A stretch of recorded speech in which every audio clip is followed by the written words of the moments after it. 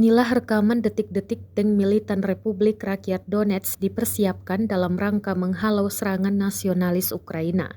Rekamannya ramai beredar di Telegram pada Kamis 1 Desember 2022. Dalam keterangan unggahan disebutkan nasionalis Ukraina mencoba menyerang nasionalis militan DPR di Vodiane tetapi dihalau oleh tank T-80. Akibat serangan tank, pasukan Ukraina mengalami kerugian besar. Benteng pasukan Ukraina dan posisi menembaknya tampak hancur dan dipenuhi kepulan asap.